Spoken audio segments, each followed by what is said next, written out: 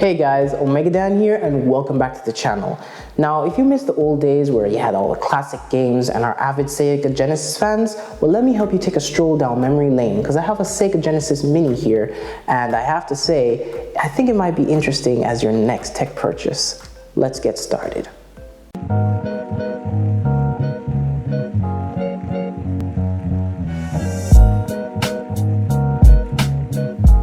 Now, companies have been hyping up nostalgia for gamers by releasing mini consoles that offer a selection of games that belong to a specific retro console back in the day. And we had very successful ones like the SNES Classic from Nintendo, and the ones that have kind of now gone into obscurity in the shadow realm, such as the PlayStation Classic by Sony. However, Sega has managed to hit a home run with the Sega Genesis Mini, which is the next best mini retro gaming console right after the SNES Classic. Being a miniaturized version of the original console isn't enough to brag about the attention to detail Sega has put into this. While it may be made out of plastic, it is a faithful recreation of the original console, from the 16-bit logo in raised silver to the non-functioning cartridge slot and volume slider. I wouldn't be surprised if some of you thought this would play any of your old Sega Genesis cartridges, but a man can dream. At the front are two USB ports for the included controllers and an HDMI and power input port at the back. The two included controllers have a directional pad, a start button, and the 3 trigger buttons. The buttons are responsive and have a nice tactile sound and feel to them. One of my gripes with the controller though is that I wish the cord was longer so that I won't have to sit at the edge of my bed just to play a game. When you turn on the system, you are greeted to 42 classic Sega Genesis games, which can be arranged according to year released, genre, alphabetical order, or number of players supported. The menu music is also a nice touch, reminiscent of the retro glory days of the console.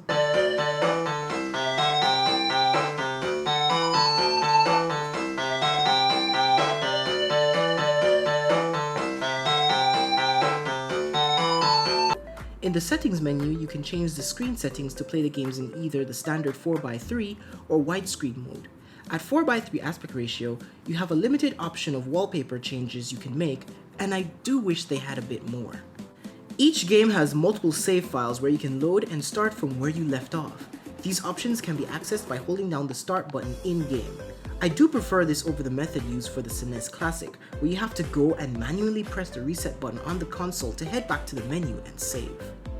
Now, another excellent addition that they've made to the console is that when you change the language settings to Japanese, the entire UI changes to mirror that of the Japanese version of the console, the Mega Drive. And it comes with some really nice Japanese box art that I think is arguably better than what is available in English. Albeit, unfortunately, I won't be changing it to Japanese anytime soon.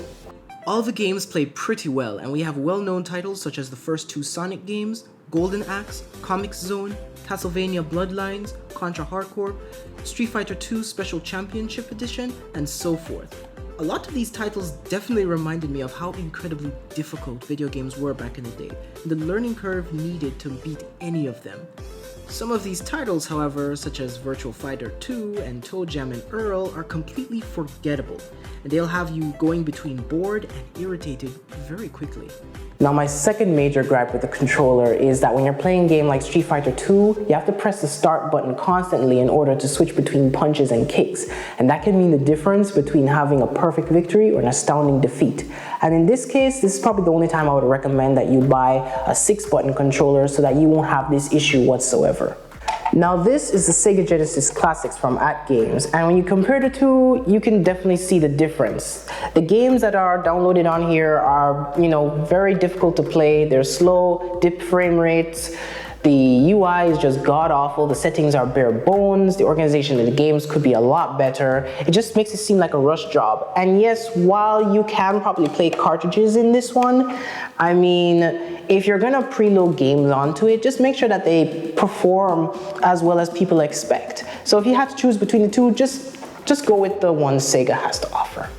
Sega managed to give us the best mini retro console, which is on par with what the SNES Classic has to offer, if not better. I would only recommend this to people who can tolerate the insane difficulty of these games, as well as their aging graphics. Mainly, those who love a stroll down memory lane with some of their favorite retro games introduced in this great package. I'm giving this a 9 out of 10. Now, if you want to get a Sega Genesis Mini for yourself, all you have to do is look in the video description below and check out the Amazon affiliate link. If you enjoyed watching this video, please give it a like and subscribe, as that really helps out the channel, and hit that notification bell so you'll be notified of any new future content that is released on the channel. Also, Omega Dan is on Twitch, so you can check below to see my Twitch live streaming schedule. As you can see, awesome gameplay from me, as well as interesting commentary and reactions. Thanks again for watching, and please remember to live life and stay connected. Till next time.